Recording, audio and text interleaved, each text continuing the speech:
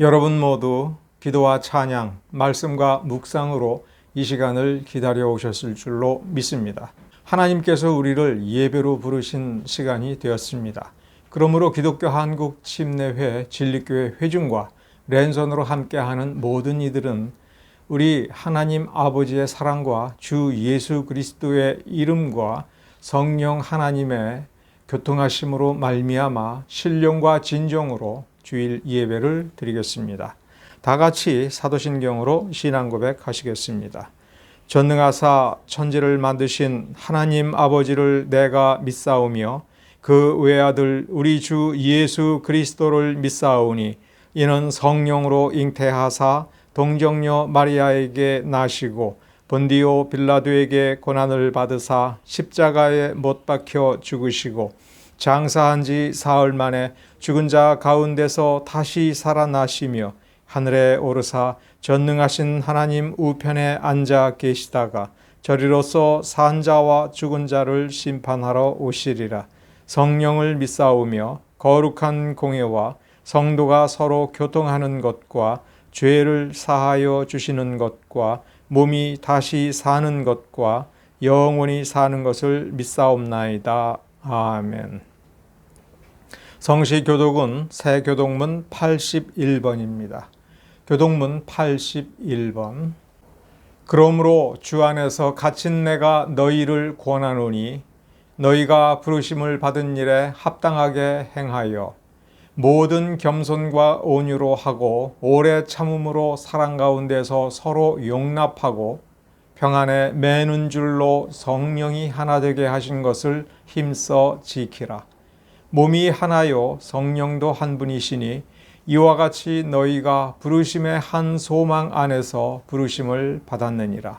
주도 한 분이시요 믿음도 하나요 침례도 하나요 하나님도 한 분이시니 곧 만유의 아버지시라.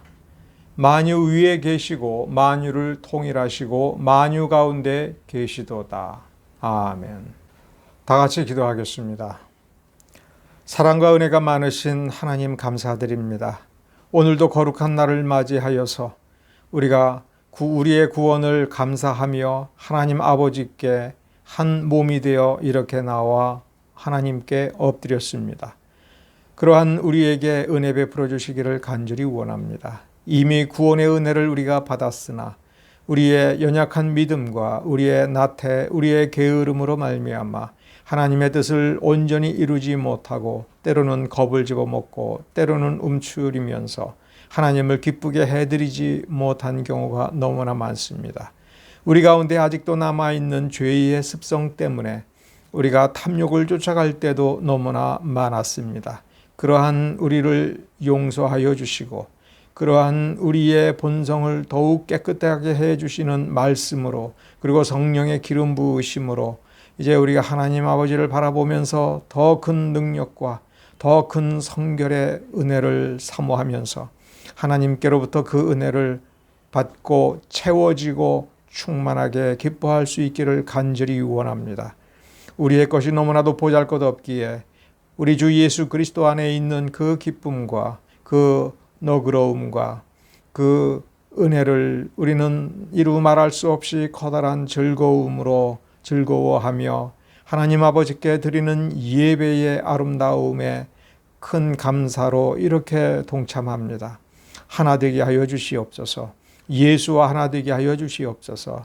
예수의 그 큰 능력이 우리를 채워주고 우리 사이의 모든 관계를 바르게 하여 이 땅 위에서 참으로 하나님의 나라가 이루어지기를 간절히 소망합니다.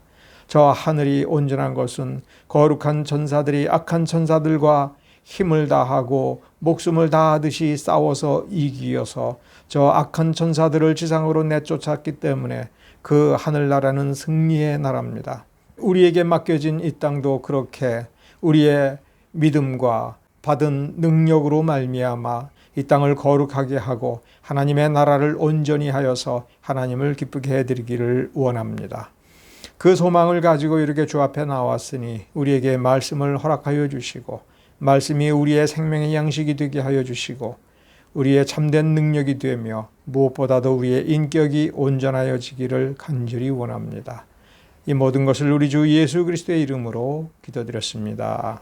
아멘. 주님의 말씀은 사사기 8장 20절서부터 35절입니다. 20절과 21절은 제가 개역 한글 성경으로 읽어드리고 22절서부터 35절은 표준 세번역으로 읽어드리겠습니다. 그 장자 여델에게 이르되 일어나 그들을 죽이라 하였으나 그 소년이 칼을 빼지 못하였으니 이는 아직 어려서 두려워함이었더라. 세바와 살문나가 가로되 네가 일어나 우리를 치라. 대저 사람이 어떠하면 그 힘도 그러하니라. 기드온이 일어나서 세바와 살문나를 죽이고 그 약대목에 꾸몄던 세 달 형상의 장식을 취하니라. 그 뒤에 이스라엘 사람들이 기드온에게 말하였다. 장군께서 우리를 미디안의 손에서 구하여 주셨으니 장군께서 우리를 다스리시고 대를 이어 아들과 손자가 우리를 다스리게 하여 주십시오. 그러나 기드온은 그들에게 말하였다. 나는 여러분을 다스리지 않을 것입니다. 나의 아들도 여러분을 다스리지 않을 것입니다. 오직 주께서 여러분을 다스리실 것입니다. 기드온은 말을 계속하였다.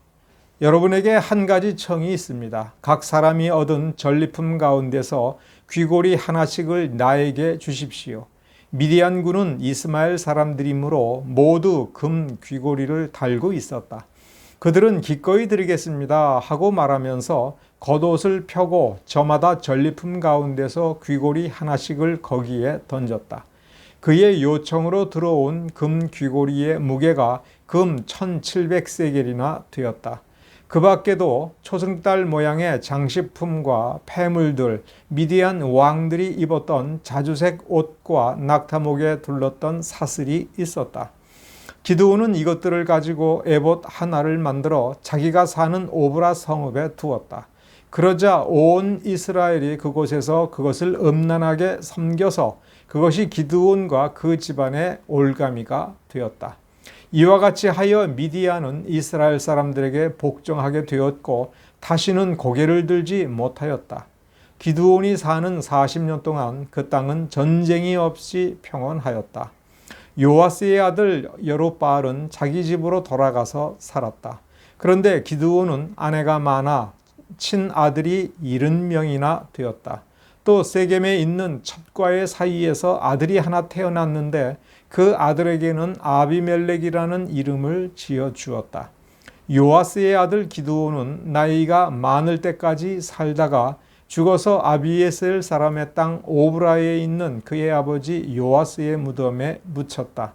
기드온이 죽으니 이스라엘 자손이 다시 바알들을 음란하게 섬기고 바알 브릿을 자신들의 신으로 삼았다. 이스라엘 자손은 주위의 모든 적으로부터 자기들을 건져내신 주 하나님을 기억하지 않았다. 또 여룹바알이라고도 하는 기드온이 이스라엘에게 선을 베풀었지만 아무도 그 가족에게 은혜를 갚지 않았다. 우리는 바울의 언어 습관을 따라서 하나님의 종이라고 하는 말을 즐겼습니다. 나를 하나님의 종으로 드렸다. 심지어 나의 아들을 하나님의 종으로 드렸다. 그러면서 기도하기를 하나님의 종으로 삼아 주십시오. 그리고 좀 더 겸손하게 나를 하나님의 도구로 삼아 주십시오. 이런 식으로 표현할 때가 많습니다. 그러나 이러한 표현 역시 주의를 기울여야 됩니다. 왜냐하면 도구는 쓰고 버리는 것입니다. 목적에 맞지 않으면 쓸모가 없는 것입니다. 그래서 누군가가 어떤 사물을 도구로 쓸 때에는 그것이 그 목적에 맞으니까 맞는 목적에 부합할 때에 적절하게 사용합니다. 목적에 부합하지 않으면 더 이상 쓰지 않는 것입니다. 그러므로 이 종 혹은 도구라고 하는 말을 쓸 때에 자기를 하나님께 내어 드린다라고 하는 그 표면적인 뜻 속에 무엇이 스며 있냐면 하나님, 내가 나를 어떻게 할 수 있겠습니까? 그거는 불가능합니다. 그러니 내가 하나님께 나를 드렸으니 하나님께서 나를 모조리 다 책임져 주십시오. 하나님께서 어디다가 쓰시고자 한다면 나는 가만히 있을 테니까 나를 다듬어 주시고 만져 주시고 그래서 꼭 쓸만하게 쓰시고 그 목적에 나를 써서 하나님 영광 받으십시오. 나를 어떻게 만드는 것은 하나님 책임입니다. 나를 어떻게 만들지 않는다 하면 나는 주님께 드렸으니 나는 책임이 없고 다 하나님의 책임입니다. 또한 이러한 표현에는 욕망이 하나 숨어 있습니다. 내가 해봤자 내가 이룰 수 있는 그 성취, 그리고 그 성취가 누릴 수 있는 영광보다도 훨씬 비할 수 없이 커다란 영광을 하나님께서 나를 통해서 이루어 주시는 그 영광을 내가 입겠다라고 하는 그 욕망을 또 숨기고 있는 것입니다. 이런 욕망을 숨기고 있는 사람들은 이렇게 자기가 크게 쓰임 받을 때에는 자기가 쓰임 받는 그것에 감사하는 것을 떠나서 그 자기를 통해서 드러나는 그 능력, 하나님의 그 능력과 하나님의 그 영광에 도취되어서 위세를 떨치는, 위세를 보여주고자 하는 그런 모습을 보일 때가 너무나도 많습니다. 다른 말로 하면 잘난 척하고 싶은데 하나님을 끌어들이려니 하나님 나를 써주십시오. 근데 난 아무것도 하지 않겠고 하나님께서 누리는 그 영광을 위해서 나를 쓰시는데 그 영광의 자리에 어쨌거나 나는 하나님께서 목적을 이루시는 도구로 쓰임받는 그 영광 내가 누려보고 싶습니다. 이런 뜻이 될 수가 있습니다. 우리는 참된 믿음, 하나님의 믿음 가운데서 하나님의 믿음으로 말미암아 예수 그리스도의 그 뜻을 이루는 그 온전함이 무엇이고 거기에 합당한 존재로서 내가 어떻게 되어야 될 것이며 내가 무엇을 해야 옳은지에 대한 깨달음을 얻고 그 깨달음대로 나를 힘써 만드는 데에 나 또한 힘써 노력을 하는 그러한 모습이 참된 믿음의 모습일 것입니다. 그렇지 않다면 믿음이라는 이유 하나만으로 믿음이라고 하는 근거 하나만 가지고 자신의 시야를 무척 편협하게 좁혀서 하나님을 욕되게 하거나 하나님을 실망시켜 드리는 일이 너무나 많을 수 있습니다. 오늘 본문 사사기 8장 20절과 21절만큼은 제가 개역 한글 성경으로 읽어드렸고 나머지 부분은 좀 내용 파악이 쉽도록 하기 위해서 표준 세번역으로 읽어드렸습니다. 21절의 표준 세번역은 좀 의역이 좀 심하게 되어 있습니다. 그래서 표준 세번역은 산의 대장부답게 네가 직접 쳐라. 기드온아, 네가 산의 대장부라면 산의 대장부답게 네가 직접 나를 죽여라. 저 어린 네 아들한테 시키지 말라. 이런 취지의 뜻으로 번역을 해 놓았습니다. 그러나 개역 한글은 좀 의미 있는 번역으로 옮겼습니다. 킹 제임스 번역과 NIV가 그런 식으로 되어 있는데 거기에 다시 한번 생각을 해보면 20절과 21절은 이런 식으로 되어 있습니다. 기드온이 장남 여델에게 저 세바와 살문나를 죽여라 이렇게 명령하였는데 본문에 개역 한글 성경 본문에는 그 소년이 칼을 빼지 못하였으니 이는 그 이유는 아직 어려서 두려워함이었더라. 이렇게 두려웠기 때문에 칼을 빼지 못하였다고 쓰고 있습니다. 21절에는 이제 세바와 살문나가 그 모습을 보고 내가 기드온아 내가 일어나 우리를 쳐라. 대저 사람이 어떠하면 그 힘도 그러하니라. 이렇게 말을 하자 기드온이 일어나서 세바와 살문나를 죽였다. 이렇게 되어 있습니다. 이 21절을 새겨봐야 됩니다. 대저 사람이 어떠하면 그 힘도 그러하니라 라고 하는 말은 그 위에 20절과 연결해서 생각을 해보면 그 세바와 살문나가 이구동성으로 한 말은 그 힘이 약하여 칼을 못 뺐다 이런 식으로 21절이 번역이 되어 있습니다만은 그 20절의 뒷부분에 보면 두려워함이었더라. 그러니까 칼을 못 뺀 이유는 힘이 없어서가 아니라 두려움에 사로잡혀서 몸에 기운이 빠져서 칼을 빼지 못했다라는 얘기입니다. 그러니 세바와 살문나가 족장 혹은 왕으로 불리운 사람이고 많은 군대, 지금 여기에 10만이 넘는 군대를 동원하여 온 장군이며 왕이며 족장이기 때문에 사람을 보는 눈이 있는 것이지요. 그러면 이런 뜻입니다. 그 인물됨을 보니 다 마땅히 힘을 못 쓰고 있다. 겁을 집어먹는 저 모습, 겁을 집어먹고 칼을 빼지 못한 걸 보면, 저렇게 힘을 못 쓰는 것을 보면 그 사람 됨됨이가 뭔지 우리는 안다.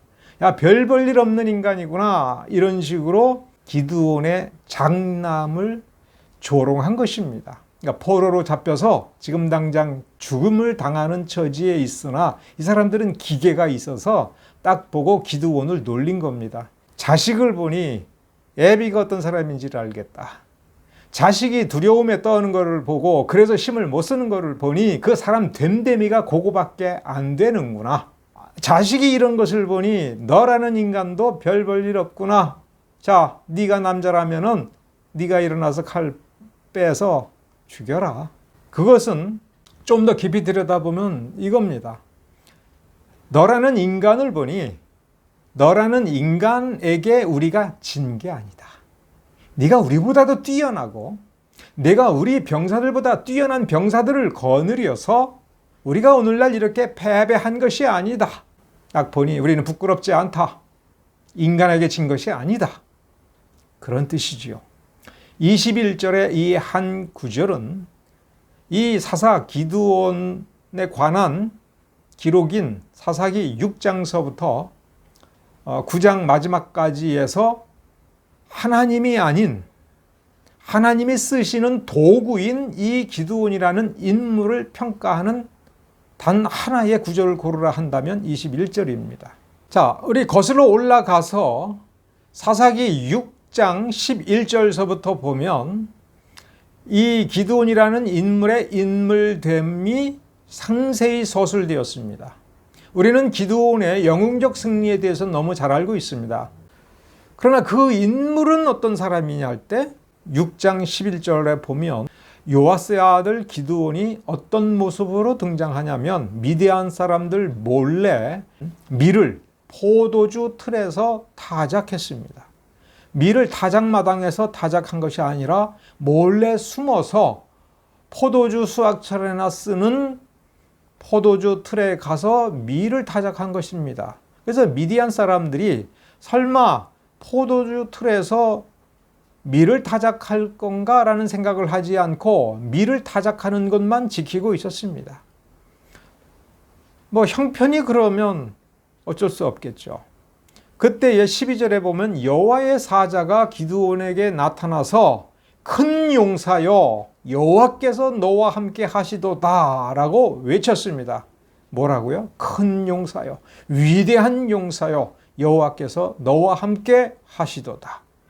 그러자 기드온이 뭐라고 대답을 했냐면 나의 주여 여호와께서 우리와 함께 계시면 어찌하여 이 모든 일이 우리에게 미쳤습니까? 우리가 왜 이렇게 살고 있겠습니까? 또 우리 열조가 일찍 우리에게 이르기를 여호와께서 우리를 애굽에서 나오게 하신 것이 아니냐 한 그 모든 이적이 어디 있습니까? 이제 여호와께서 우리를 버리사 미디안의 손에 붙이셨나이다. 천사는 뭐라고 외쳤습니까? 큰 용사여 여호와께서 너와 함께 하시도다. 천사가 누구에게 말합니까? 기드온에게 말합니다. 기드온은 뭐라고 대답을 합니까? 하나님이 정말 계시고 하나님이 우리와 함께 계시다면 우리가 왜 이 모양 이 꼬라지로 삽니까? 이렇게 대답을 한 겁니다. 지극히 현실적인 문제에서 반문을 하는 것인가요? 전혀 그렇지 않습니다. 왜 그렇습니까? 바로 그 위에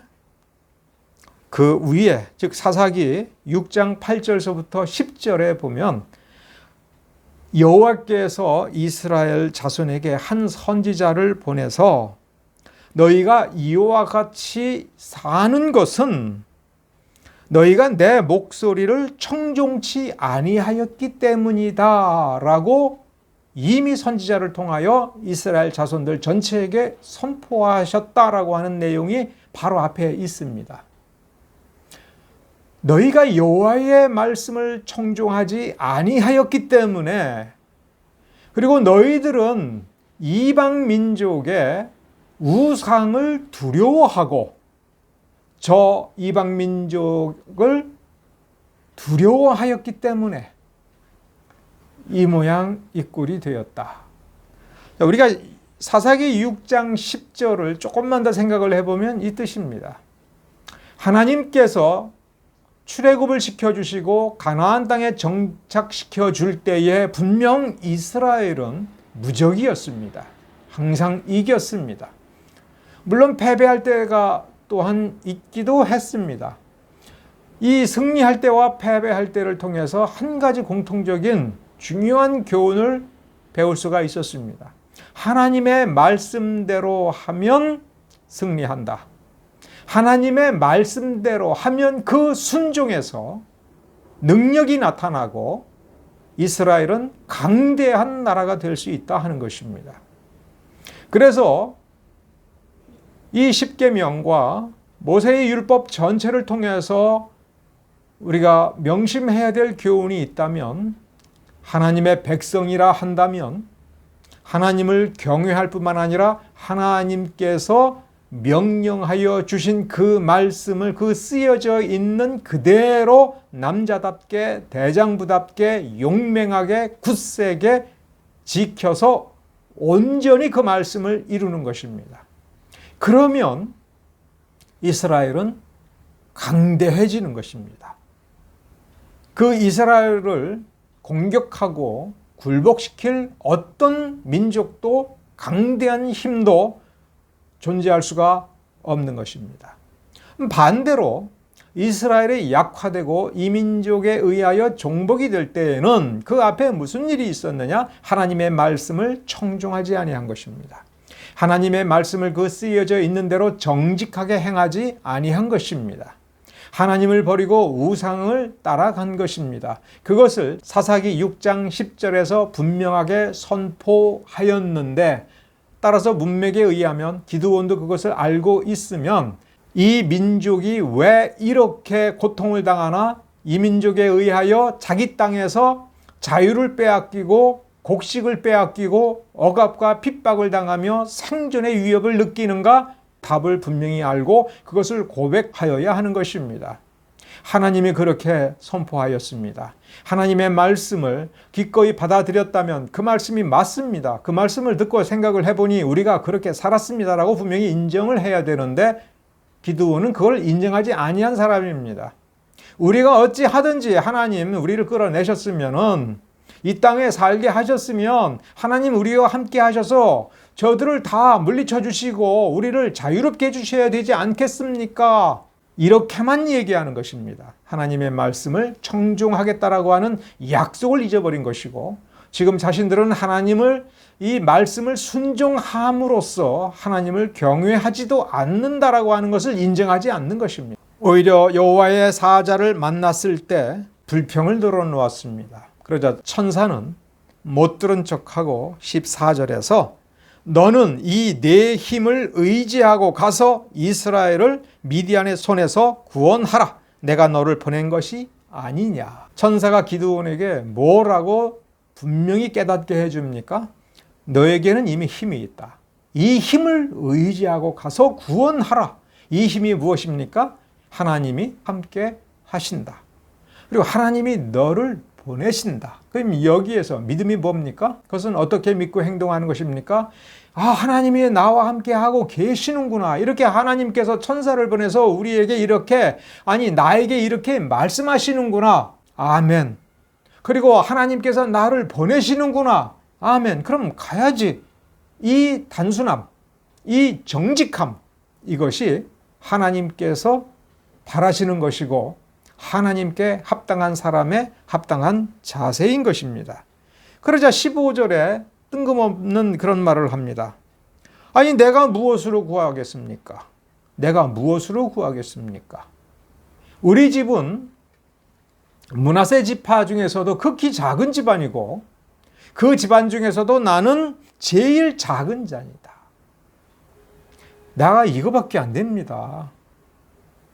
이렇게 말하고 있습니다. 기드온의 마음가짐, 기드온의 프레임이 어떻게 되어 있는지 여러분 분명히 아실 수 있죠? 프레임이라고 하는 것은 사고방식이며 인식의 틀입니다. 하나님의 말씀을 하나님께서 명백하게 선지자를 통해 보내주시고 그 다음에 사자를 통해서 들려주시고 할 때에 그 말씀을 있는 그대로 받아들이는 것이 아니라 자기가 가지고 있는 인식 틀 안에서 아니 내가 뭐라고요? 나는 이렇게 작은 자인데 무슨 그런 이상한 소리 하십니까? 나는 능력 없습니다. 뭡니까? 소극적이고 부정적인 것이지요. 자기의 그 부정적이고 열등감에 찌들린 그 인식 틀을 그대로 가지고 그 틀 안에서만 하나님의 말씀을 보고 그러니까 난 못하니까 하나님이 알아서 하세요. 다른 사람 쓰세요. 난 못합니다. 이런 식으로 대답을 한 것입니다. 여호와의 사자는 또 그런 기드온의 그 인식 틀을 무시하고 말씀을 전해줍니다. 내가 반드시 너와 함께 하겠다. 반드시 너와 함께 하겠다. 내가 미디안 사람 치기를 한 사람 치듯 하리라. 그 수가 아무리 많아도 한 사람이나 다를 것 없이 내가 너와 함께 하여 저 미디안 족속을, 저 이방 족속을 쳐서 무찌르겠다. 내가 분명히 너와 함께 하겠다. 이렇게 말을 해 주었습니다. 그러자 기드온은 어떻게 대꾸합니까? 내가 주께 은혜를 얻었사오면, 만일 내가 주님께로부터 정말 그런 은혜를 받았으면, 이런 식으로 말하는 거는 뭔 뜻이에요? 못 믿겠다 이거예요. 하나님이 그렇게 말씀하셔요. 아유, 내가 하나님을 어떻게 믿고, 하나님이 나와 함께 해주시고 반드시 나와 함께 해주시고 미디안을 이기게 해주시겠다라고요? 어떻게? 근데 정말 내가 그런 은혜를 받았어요? 그러면 한번 증명해 보세요. 나한테 표징을 한번 보여주세요. 여기 기다려 보세요 하면서 가서 번제를 드릴 준비를 합니다. 그러자 그것을 바위 위에 올려놓고 그 고기와 전병 위에 쏟아놓게 하고는 이제 지팡이를 그 끝에 내밀어 대서 불에 태웁니다. 22절에 보면 이제 드디어 기드온은 그가 여호와의 사자인 줄을 깨닫게 되고 부인할 수 없게 되었습니다. 깨닫고 부인할 수 없게 되자 뭐라고 얘기하냐면 22절에 슬프도소이다. 아이고 슬프구나. 주 여호와여, 내가 여호와의 사자를 대면하여 보았나이다.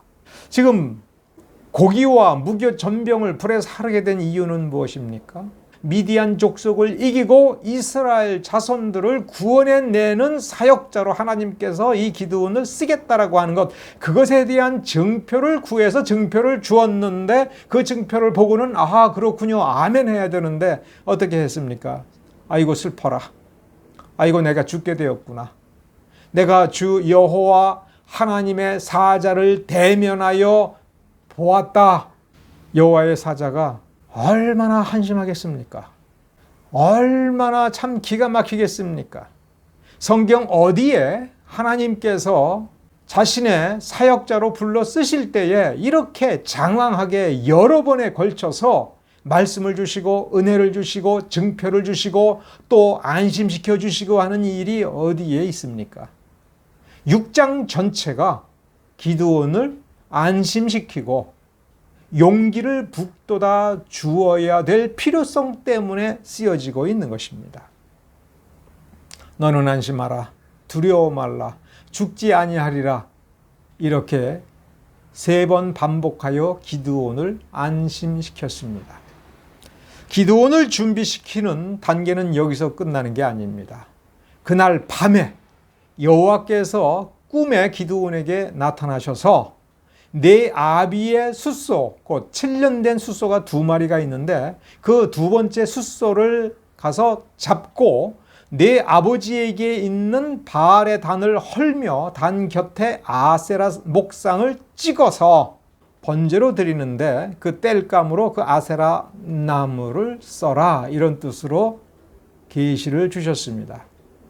그 뒤에 모습을 보면 이 기드온은 하나님께서 이와 같이 이미 6장 전반부에 걸쳐서 장황하게 몇 번에 걸쳐서 다짐에 또 다짐에, 말씀에 또 말씀을 주고 증표를 주셨고 이렇게 계시를 주었으면, 그리고 이 계시를 주시는 이 목적이 이스라엘 자손을 미디안 족속의 손에서 구원해 내는 것이라면 아멘하고 그냥 하면 되지요. 하나님이 보내신 것이지요. 미디안 족속과 전쟁도 해야 되고 미디안 족속을 몰아내는 험한 일도 해야 되는데, 지금 자신의 동족들, 자신과 함께 그동안 한평생 살아온 이 사람들 사이에서 우상을 찍어내는 일이 왜 두렵겠습니까? 지금 여기는 므낫세 지파의 땅이고 이 집은 므낫세 지파 중에 한 가문입니다.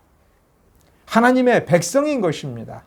하나님 여호와께 번제를 드리는 것이 하나님께서 직접 지명하여 명령하시는 것이라면 왜 머뭇거릴 일이 있겠습니까?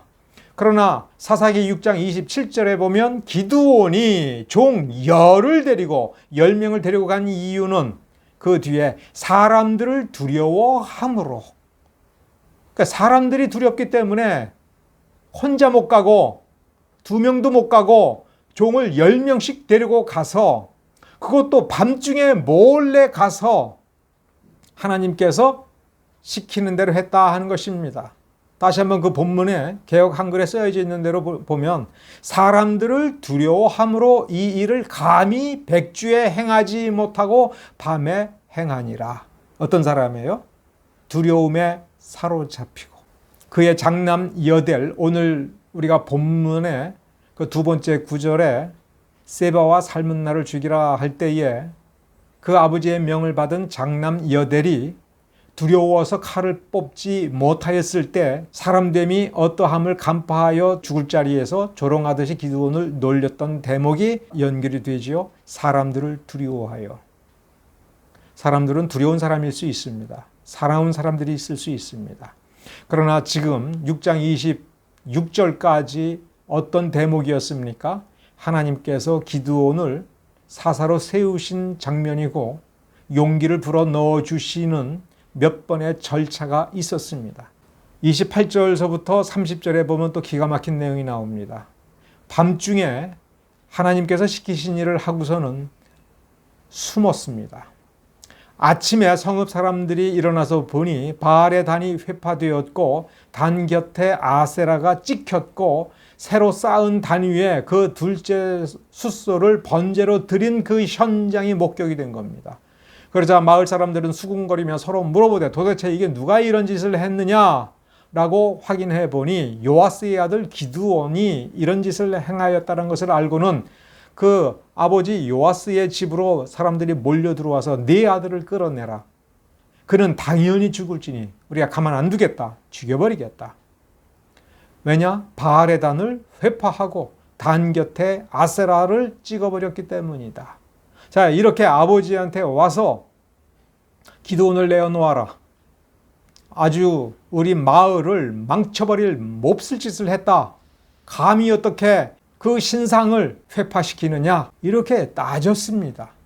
아주 분노하였습니다. 만일 기드온이 남자 같은 사람이라면, 만일 기드온이 제대로 은혜를 받았는데 그것이 미디안 적군을 이길 수 있는 그 능력, 승리의 약속이 아니라 그 약속을 받고서 자기를 돌아보면서 자, 힘을 내자, 기운을 내자, 비겁할 이유가 없다. 내가 아무리 못났어도 하나님이 나를 쓰시니 내가 그 부르심에 합당한 사람으로서 처신하자, 당당하자, 이렇게 마음을 먹고 자기 발로 앞으로 나와서 자, 나 여기에 있습니다. 하나님께서 명령하셨으므로 나는 했습니다. 여러분 보기에 내가 하나님의 명령을 받고 하나님의 계시를 받고 이렇게 한 것이 죽을 죄라고 한다면 나를 죽여 보십시오. 이렇게 말을 했어야죠. 왜요? 하나님께서 처음부터 선언하신 약속이 뭡니까? 너를 들어서 내 힘을 가지고 저 미디안과 싸워서 이스라엘을 구원해내라. 자, 그러니까 기드온은 언제 죽습니까? 미디안을 쫓아내고 이스라엘을 구원해낼 때까지는 죽을래야 죽을 수 없는 사람입니다. 사람의 생사여탈을 좌지우지하는 것은 하나님이시고, 이제 하나님께서 기드온을 써서 기드온이 죽기 전에 할 일이 무엇인가를 분명히 선언하셨기에, 이 기드온이 하나님의 말씀을 읽고 하나님을 알고 이스라엘의 역사를 알고서 하나님을 경외하는 마음을 가졌으면, 자기를 부르시는 하나님, 자기를 불러 소명을 주신 하나님, 그리고 자기에게 명령을 주어서 비록 무섭지만 이 마을 사람들이 그렇게 소중하게 여기는 바알의 단을 회파하고 아세라 목상을 찍어서 하나님께 번제를 드렸으면, 그건 그만큼 최소한의 믿음이라도 있는 것 아닙니까? 그러면 용기를 냈어야죠. 그건 그럼에도 불구하고 여전히 용기를 못 낸 사람입니다. 숨었습니다. 이 아들을 구원해 준 것은 이 아버지 요아스입니다. 그러면서 바알이 진짜 신이라면 그 단을 내 자식이 회파하였으니, 그러면 그 바알이 이 아들을 찾아와서 복수를 해야지. 그럼 내버려둬 봐라. 참신이라면, 살아있는 신이라면 바알이 복수할 거다. 죽여도 너희들이 죽일 필요가 없다. 바알이 죽일 거다. 그러나 바알이 못 죽이면 그건 가짜 신이니 물러가라. 이렇게 대담하게 이야기를 한 것이지요. 이것으로 끝이 아닙니다. 6장 34절부터 40절을 읽어보면, 34절은 무엇으로 시작하냐면 여호와의 신이, 성령이 기드온에게 강림하시니, 즉 다시 한번 이번에는 하나님의 성령이 충만하는 역사가 일어나서 이제 미디안을 쫓아내는 전쟁을 시작하는 장면입니다. 그런데 기드온이 여전히 두려웠습니다. 여러분 그걸 잘 보셔야 돼요. 성령 충만 받았는데 여전히 두려운 거예요. 그래서 하나님께 내가 성령 충만 받아서 이렇게 전쟁하러 가지만 하나님, 내가 정말 이길까요? 하나님, 내가 정말 이스라엘을 구원할까요? 두려운 거예요. 그래서 하나님께 기도합니다. 하나님, 정말로 내 손으로 이스라엘을 구원하려 하시거든 내가 양털 한 뭉치를 가져다가 놓을 테니까 밤중에 이슬이 양털에만 있고 그 주변 마당에는 이슬이 없게 하여 주십시오. 그러면, 그렇게 해주시면 이제 하나님께서 말씀하신 그대로 내 손으로 이스라엘을 구원하실 줄을 내가 알겠습니다. 하나님이 이렇게 이렇게 놀라운 이적을 통해서 기드온에게 확신을 주어야만 내가 알겠습니까? 이것이 온전한 믿음입니까? 믿음 자체만 놓고 보면 이것도 믿음입니다. 이것도 복된 믿음입니다. 이렇게라도 나아가면 이기는 겁니다. 그러니까 믿음이 이긴다라는 그런 프레임을 가지고 이 사사기 6장서부터 9장을 읽어보면, 그래, 과연 믿음이 이긴다. 구원은 하나님에게서부터 온다라고 하는 그 진리를 확인할 수 있습니다. 그러나 그 구원을 이루시는 도구로서의 기드온이라는 사람이 과연 합당한 믿음을 가졌는가? 그 믿음을 온전히 가진 합당한 사람인가? 합당한 그릇인가? 라고 생각을 하고, 그럼 하나님의 구원을 이루기 위하여 쓰임받는 사람으로서 하나님의 그 역사가 일어날 때에 그 역사를 일으킬 뿐만 아니라 자기 자신을 돌아보아서 자기를 어떻게 스스로 갈고 닦아야 되는가 생각을 해본다면, 지금 이 양털 한 뭉치를 가져다가 여기에만 이슬이 내리게 하여 주십시오. 그러면 내가 믿겠습니다. 그러면 내가 알겠습니다. 이런 식으로 하나님을 시험해서는 안 되는 것이지요. 하나님을 시험해보고 하나님이 정말 역사할 것인가를 시험해보고 하나님께서 내 앞에 승리를 확실케 하는 그 어떤 증표를 통해서 내 마음을 안심시켜 줄 때까지 나는 움직이지 않겠습니다. 이런 식으로 하면서 하나님을 시험하는 것은 사람으로서 온전한 자세가 결코 아닌 것입니다. 의심해야 될 것은 의심해야 되지만 의심하지 말아야 될 것은 의심하지 말고 약속이 없다 하더라도 담대히 나가야 될 것은 담대히 나가야 되는 것입니다. 아무리 어렵고 힘들어도 원망하지 말아야 될 것은 원망하지 말아야 되는 것입니다. 그것을 아는 게 지혜인 것입니다. 기드온은 지혜가 없었습니다. 그래서 어쨌거나 하나님이 들어주셨습니다. 그러면 아멘 하고 가야 되는데 그래도 또 불안한 겁니다. 또 무서운 것입니다.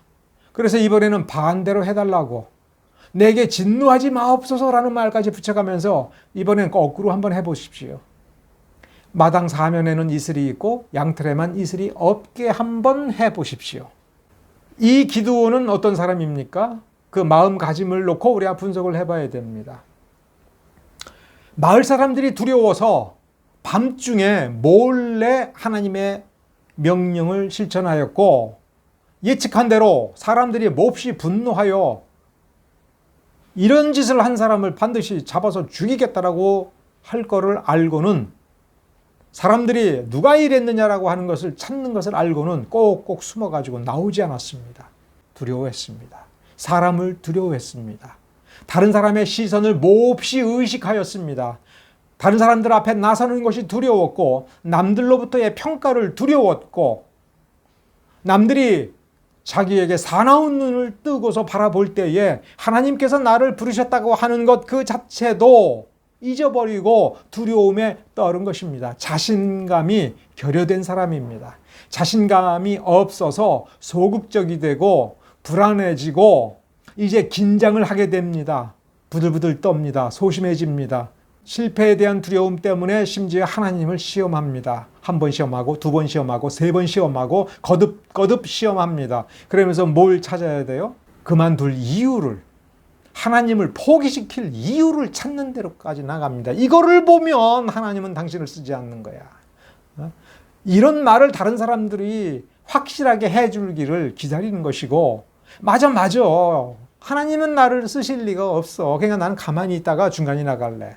그러니까 미리 걱정하고 미리 두려워하고 미리 염려하면서 의기소침하게 불안에 떨면서 가만히 있으려고 하는 것.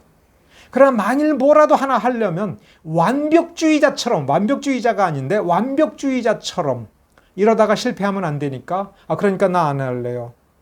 정말 나 시키시려고요? 그럼 증거 좀 보여주세요.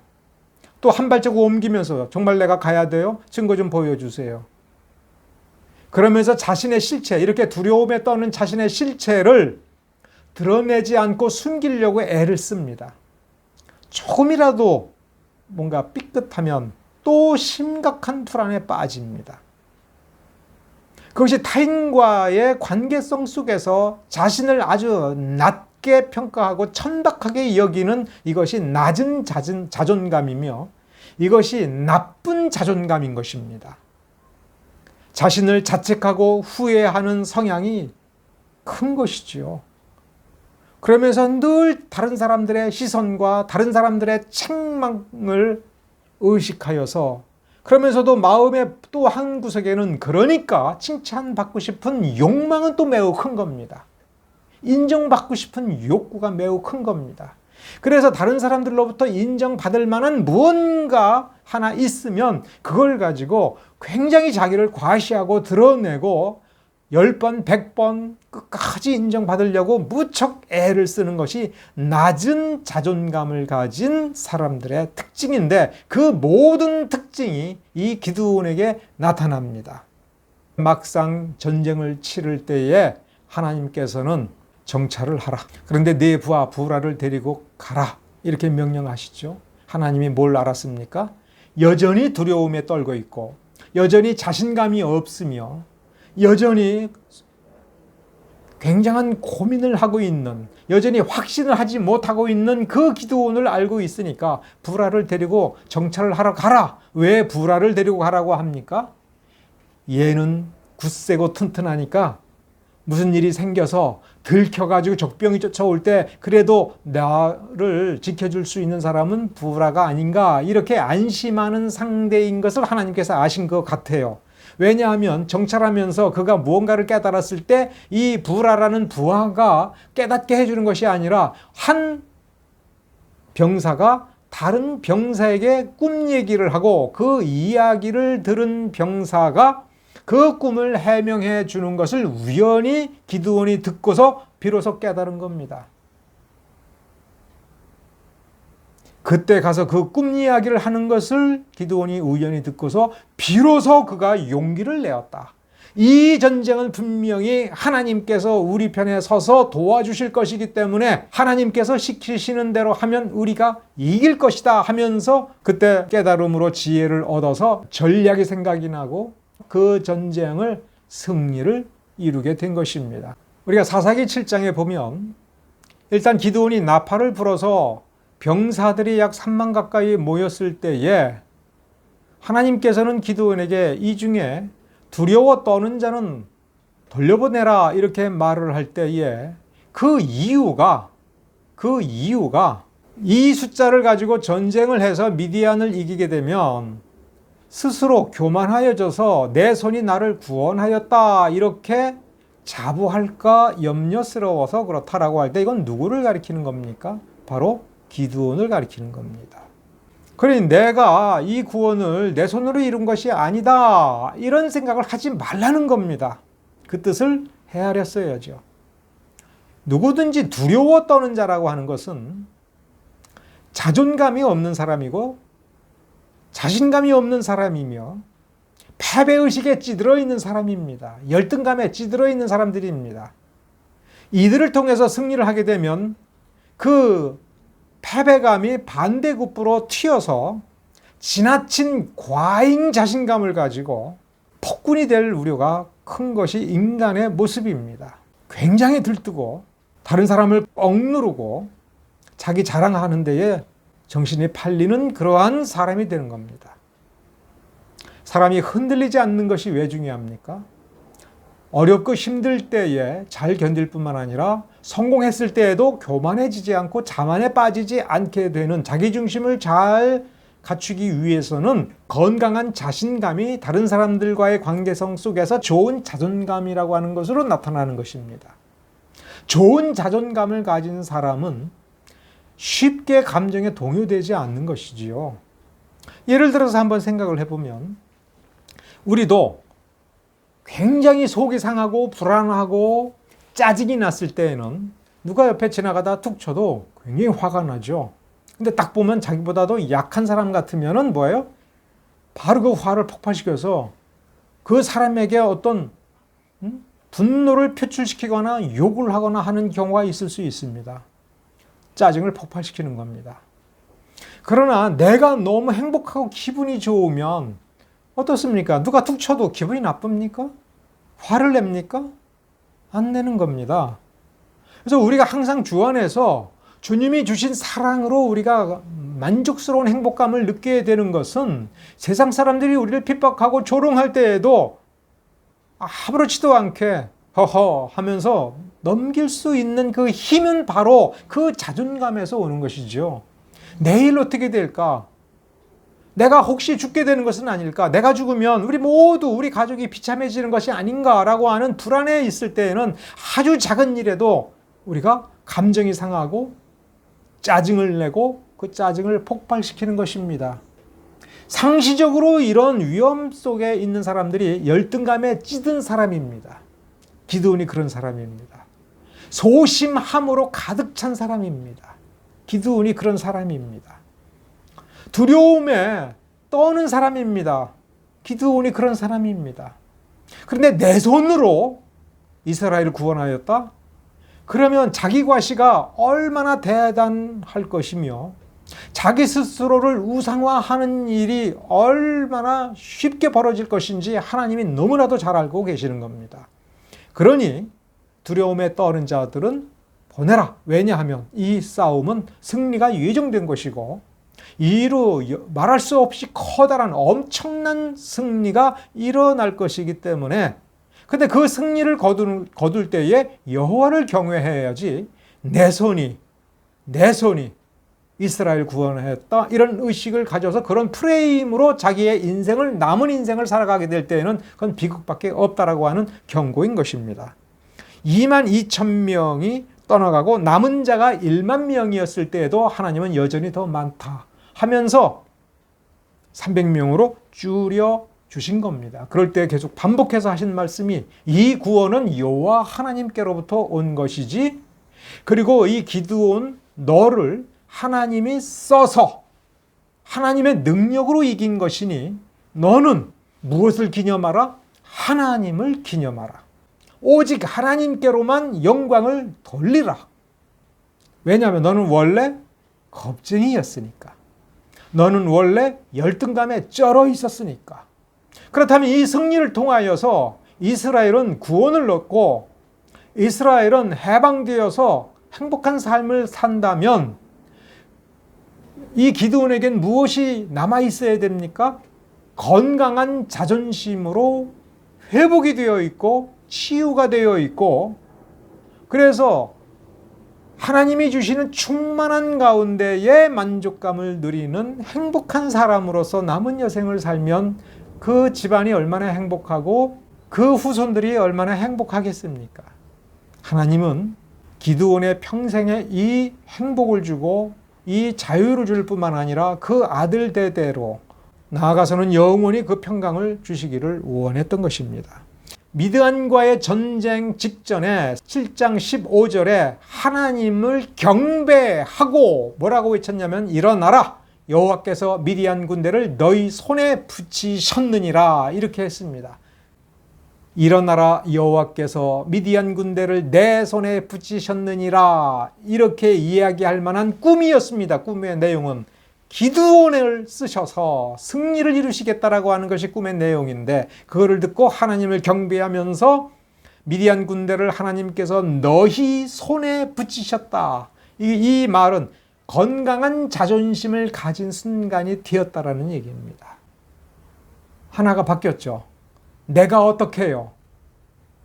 내 손에 붙이시면, 나를 들어 승리를 하게 하시면, 이런 식의 사고방식이었다가 내가 아니라 너희, 하나님의 역사를 일으키기에 합당한 그릇으로 바뀌어 있다는 것입니다. 바로 이 사고방식의 전환을 위하여 사사기 6장서부터 7장 15절까지 긴 시간 동안 하나님께서는 천사를 보내시고 꿈에 나타나시고 성령을 충만하게 하시면서 이렇게 다루어 오신 겁니다. 그러므로 이 마음가짐, 이 사고방식을 기드온이 이 전쟁을 통하여서 뿐만 아니라 전쟁 이후에도 유지하면 그는 행복한 도구라 하는 것을 여러분 기억하셔야 됩니다. 그러나 어떻게 되었습니까? 그 승리의 결과로 우리가 8장 오늘 본문에 보면 금 귀고리들을 나한테 주오라고 하면서 그걸 가지고 금으로 황금 에봇을 만들어서 전시하였는데, 그게 무엇입니까? 나의 승리를 기념하겠다라고 하는 기드온의 욕망입니다. 다시 말하면 하나님께서 그를 다듬어서 건강하고 좋은 자존감을 갖게 하였는데, 예전에 그 비겁하고 소심하고 열등감에 찌든 자기 자신의 본래 모습으로 되돌아갔습니다. 무엇 때문에? 욕망 때문에. 그 욕망은 자기가 계속 억누르면 되는 겁니다. 하나님 앞에 내어놓고 십자가에 못 박아버리면 되는 겁니다. 그런데 그 못 박으려다가 박았지만 도로 못을 뽑아버리고 내려놓고서는 자기를 기념하려고 하는 겁니다. 열등감에 쪄들었던 사람이 이제 자기 자랑을 크게 해보고 싶었던 거예요. 자기 집에 황금 에봇을 놓고 이것이 이 미디안 전쟁에서의 엄청난 승리, 바로 내가 이 승리를 이루었다. 말로는 하나님께서 하셨다 하지만 욕망에서는 사람들이 자기를 그렇게 봐주기를 바랐던 것입니다. 그래서 온 이스라엘 사람들이 그 황금 에봇을 구경하러 왔습니다. 그것을 보여줄 때에 결국은 내가라고 하는, 자기를 주인공으로 내세우는 자기 자랑에 서서히 점점 더 빠져 들어가서 그 에봇을 음란하게 섬기고, 사람들이 이 갑옷을 보면서 무슨 생각을 하고 있는지를 보고 알면서도 내버려 두었다는 거예요. 우상숭배하는 것을 보고 알고서도 내버려 두었다는 거예요. 왜냐하면 그 우상숭배의 그 끝에는 자기 자신이 있었으니까. 열등감에 빠졌던 텅 비고 병든 그 자존감에, 그 병든 자존감을 사람들의 그 잘못된 경외심이 자기에게로 향할 때에 그것을 즐겼다 하는 것입니다. 9장에는 이 기드온 가문의 비극이 시작이 되고 있습니다. 70명의 아들이 하루아침에 죽었습니다. 막내 아들 요담만 살아났습니다. 사람들이 전쟁에서 승리한 직후에 와서 우리를 다스려 주십시오. 우리의 왕이 되어 주십시오 할 때 아니다. 나는 왕이 되지 않을 것이다. 내 아들도 왕이 되지 아니할 것이다. 하나님께서 여러분들을 다스리시는 왕이시다라는 뜻으로 말을 했습니다. 그러나 그의 욕망은 다르게 말을 했습니다. 그의 욕망은 황금 에봇을 만들어서 기드온 자신의 승리를 기념하고 싶었습니다. 사람들이 그렇게 기드온을 우러러 보는 것을 즐거워했습니다. 자기의 그 건강한 자존감을 지키지 못했습니다. 그 건강한 자존감을 지키지 못한 것이 바로 여델에게 미디안의 두 왕을 죽이라라는 명령을 하였을 때 그 여델이 두려움에 떨어서 칼을 빼지 못하자 이제 기드온에게 시킬 사람에게 시켜라. 사람 됨에서 그 힘이 나오는 거다. 이 아들을 보니 에비가 어떤 사람인지 알겠다. 이런 식으로 말을 했던 거죠. 실제 속뜻은 그거라고 저는 봅니다. 바로 그 부분에서 오늘 우리가 읽은 본문의 앞부분에서 보면 옛 자존감으로 되돌아가고 있는 것을 봅니다. 자기 자신을 지켜야죠. 모든 어떤 것보다도 자기의 마음을 지켜야 되는 것이 바로 이렇게 중요한 일입니다. 지켜야 될 가장 소중한 것이 믿음이라고 하면 믿음을 담는 그릇으로서의 우리의 마음, 우리의 인식들을 건강하게 지키지 아니하면 바로 우리가 얻은 승리, 하나님의 성령의 능력으로 거두어준 승리조차도 우리에게는 재앙이 될 수도 있다고 하는 것을 여러분 기억하시기 바랍니다. 기도하겠습니다. 은혜로우신 주님 감사드립니다. 주님께서 오늘 기드온을 통해서 우리에게 말씀하셨습니다. 이 본문을 읽게 하셨습니다. 우리가 무엇을 지키고자 하는지 우리가 늘 바르게 깨달아서 마땅히 지켜야 될 것을 지키게 하여 주시고 지키지 말고 버려야 될 것이 있다면 아낌없이 버리게 하여 주시옵소서. 우리의 욕망을 버리게 하여 주시옵소서. 낡은 자존감 버리게 하여 주시옵소서. 병든 자존감 버리게 하여 주시옵소서. 열등감은 상대하지 않게 하여 주시옵소서. 주의 말씀을 하나님의 말씀으로 믿고 우리 자신에게 주신 하나님의 능력의 말씀이라고 하는 것을 믿었으면 우리는 그 믿음 때문에 우리의 마음이 강하고 담대하여야 될 것이고 강하고 담대한 그 마음으로 무엇보다도 하나님의 말씀을 있는 그대로 남자답게 대장부답게 지켜야 할 것입니다. 우리의 자존심을 지키는 것에 매달리지 않게 하여 주시옵소서. 이 세상에서 누리는 헛된 영광을 추구하지 않게 하여 주시옵소서. 오직 하나님만을 영화롭게 하고 하나님만을 기쁘게 해드리는 그 삶의 방향을 놓치지 않게 해주시기를 바라며 우리 주 예수 그리스도의 이름으로 기도드렸습니다. 지금 이렇게 주님의 말씀을 들고 함께 예배를 드린 모든 사람들의 머리 위에 하나님 아버지의 사랑과 우리 주 예수 그리스도의 은혜와 성령의 교통하심이 영원토록 함께 할지어다.